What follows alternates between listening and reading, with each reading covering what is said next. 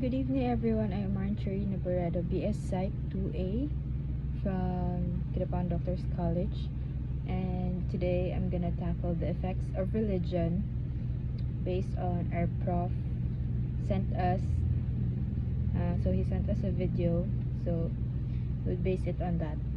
So let us first tackle religion. So it has a huge impact on our society, and it has benefited us in many ways.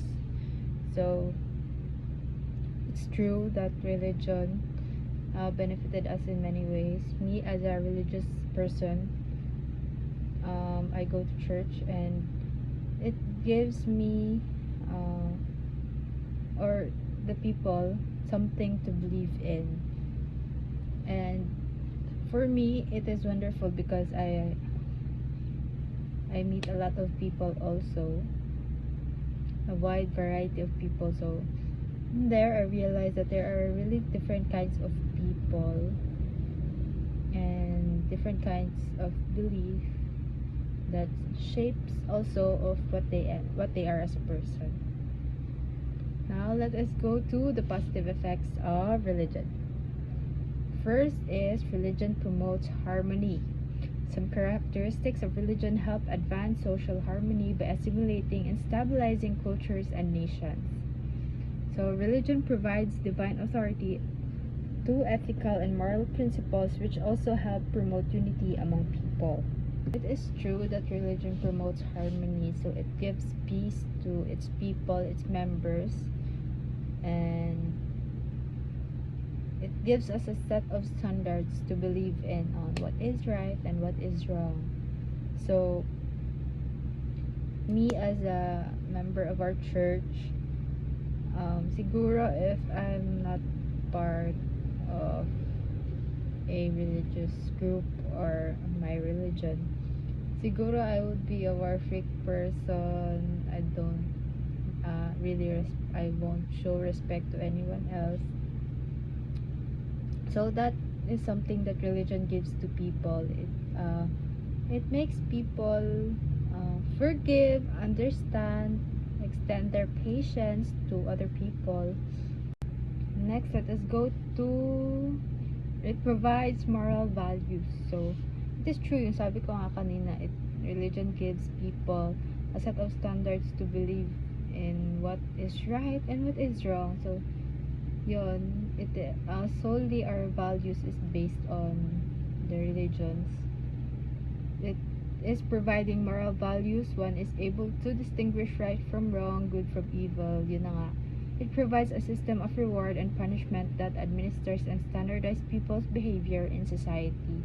So, diba, in religions, siguro in general, lahat naman siguro, if you do good, it will come back to you, or it will give you good karma also. So yeah, that is why people are driven to do good or to be good.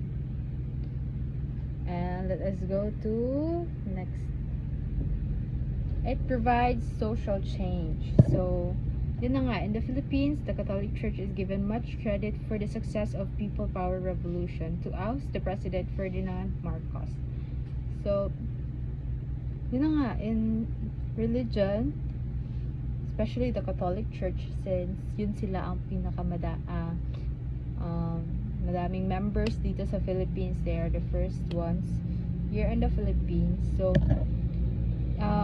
big factor sila to inspire people or to drive people to this social change, kasi mas malaki yung malaki yung part nila sa lives ng mga tao, and madali nilang ma-inspire yung mga tao to accept changes, social changes, na yun na nga, just like this People Power Revolution, to change or to stop this violence, injustices, and tortures during martial law. So yun pa naman ang advocacy talaga ng church, or tiniteach ng church, na there should be no violence.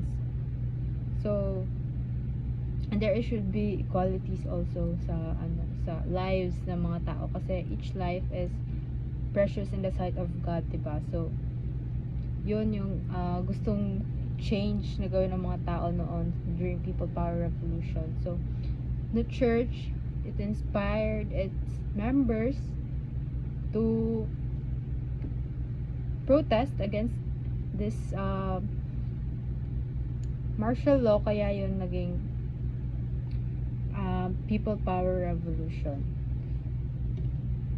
Next is religion gives positive goals in life. So people were inspired by the stories of different prophets from their own religious affiliations like Moses, Siddhartha, and Muhammad. Their narratives may give people a sense of meaning in life. So this is true as a member of our church or as a Christian. Yun naman talaga, diba, ang gusto ng church is for us to be inspired by those lives, kung ano yung mga ginawa nila Moses, Siddhartha, Muhammad. It inspires us to be a better person, to be a good person, para yun na nga, maging meaningful yung lives natin. For me, siguro, hindi rin talaga magiging meaningful yung life ko if I was not a member of my church, because of our church, because yun na nga, noon talaga walang sense of direction yung life ko. Kung ano lang, I am selfish at I would do anything I want. So next is, it gives people a sense of belonging. For some, religion provides people with personal identity as part of a group with similar worldviews. It provides them a sense of security because other people who belong to the same religious group will tend to support and help each other in times of crisis.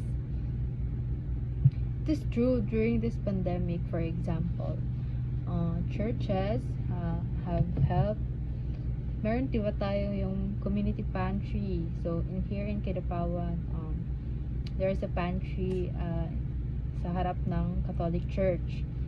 And also sa church namin, in small ways we help those members also. So sino yung mga nawalan ng trabaho, those who are well off, will give them or offer them a job na pwede maglinis ng bahay nila, maglaba, ganon, for them. So in these small ways or actions, nafe-feel ang mga tao na I belong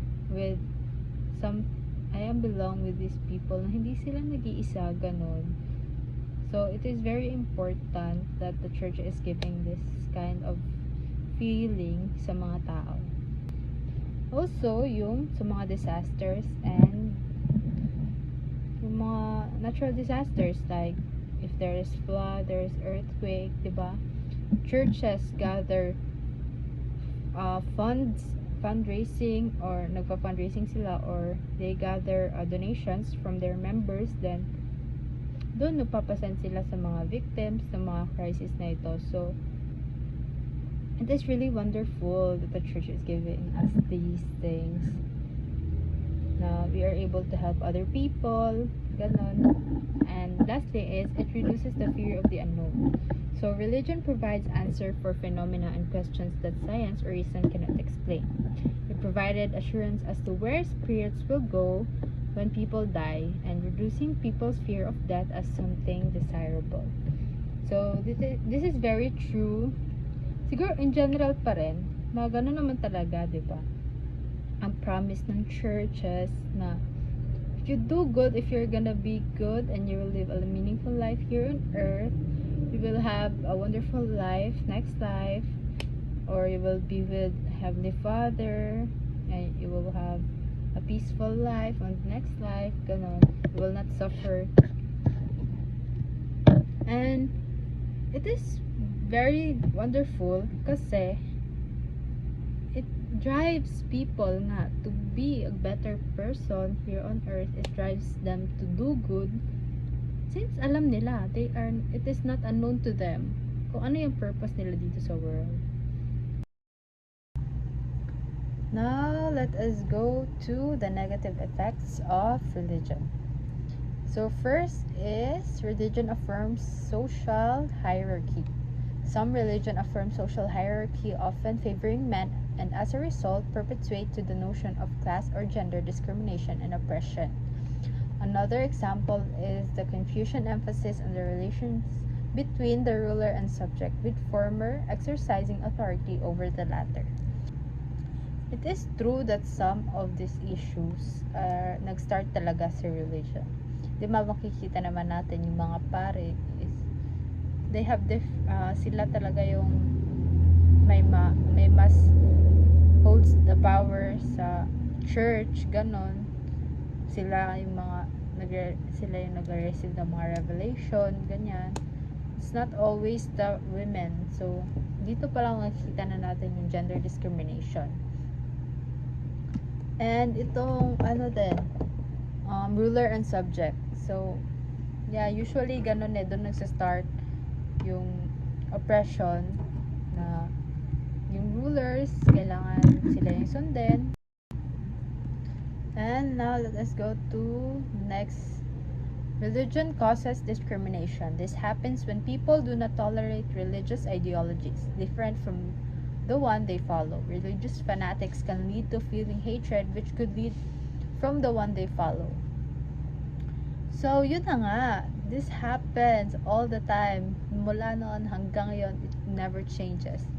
Kasi minsan, sa sobrang driven ng mga tao to persuade others to be a member of their church, minsan, di na nila alam, or siguro unconsciously or unconsciously, they discriminate other people.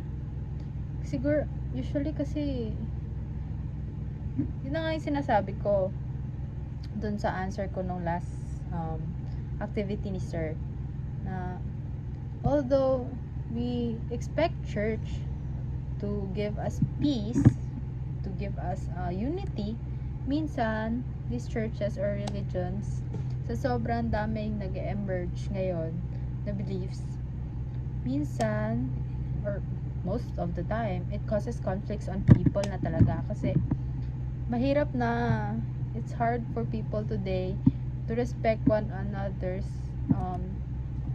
opinion or belief. Kasi nga, they are entitled na for their beliefs. Kapag yun yung beliefs nila, feeling nila, yun talaga yung tama para sa kanila. So, mali talaga yung para sa iba, para sa kanila. So, yun, it causes conflict, a big conflict. Kahit nga sa politics ngayon, it happens. And parang nagiging religion na din yung politics ngayon. Kasi, ewan ko, siguro ganun nila ituring na yung mga politiko ngayon, yung mga running presidents. So, yun na nga, religious fanaticism can lead to feeling of hatred. So, it contradicts not to the teachings of the church, which should be, it should be unity, and there should be love with one another. Minsan, sa sobrang, itong mga church na nga, na siguro, pinapakita lang nila na they are God-based or yan, pero meron talaga sila mga hidden agenda yung mga churches minsan, kaya they are really persuading people to join them para, yun na nga, minsan nag-exploit na din ng mga bata, ng mga babae, nagpapabenta ng kahit ano. So, it is sad, but it's happening.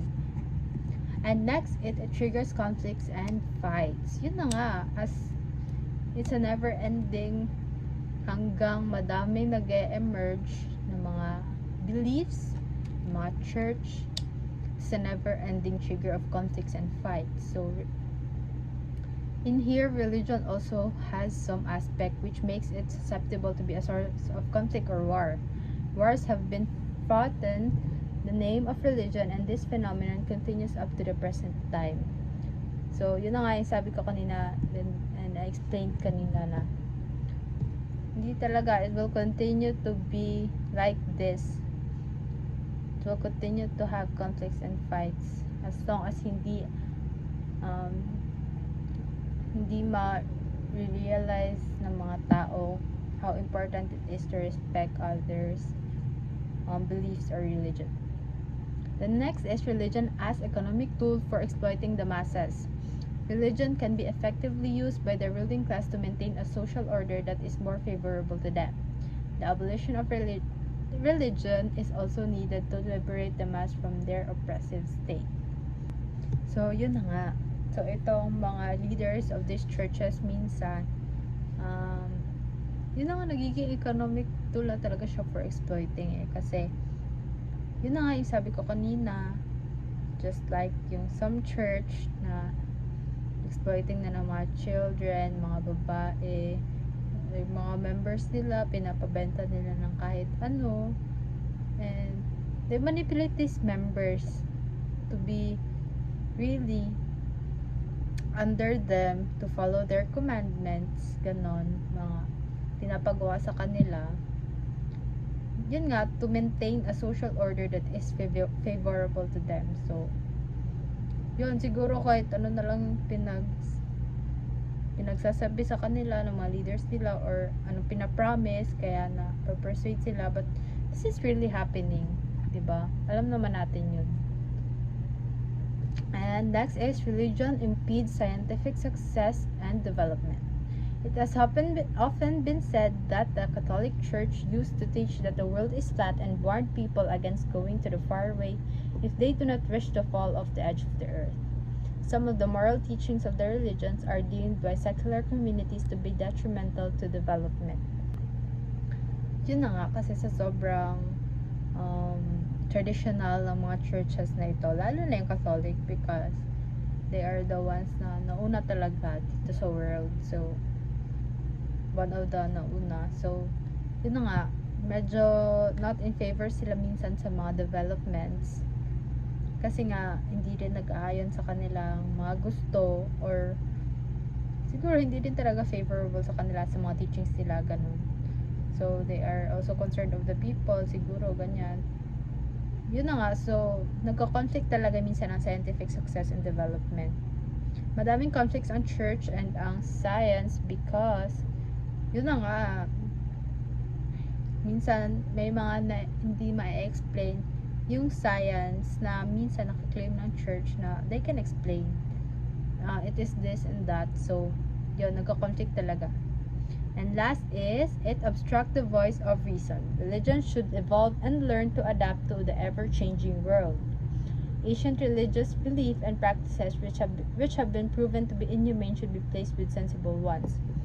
We cannot deny the fact na madami talaga ang mga type of punishments noon, and the type of teachings na hindi talaga applicable na ngayon. So, meron pa nga yung mga garrote style of punishments. So, yun, siguro nag-evolve naman din talaga yung mga church. Kaya nga madami din siguro nag-evolve na ng mga bago na beliefs, bagong church, kasi some yung mga nag-evolve na ngayon is they see the wrong or mga hindi sensible na, or it doesn't make sense na mga rules ng old churches. So yun, binabago nila, they are making better commandments, rules for the church para mas para mas madali yung mga lives ng mga tao, para mas madali din nilang ma-persuade yung mga tao to join their church. So, ganon. It obstructs the voice of the reason. Thank you so much, everyone, for listening and watching. May you have learned something from me, and that is all. Thank you.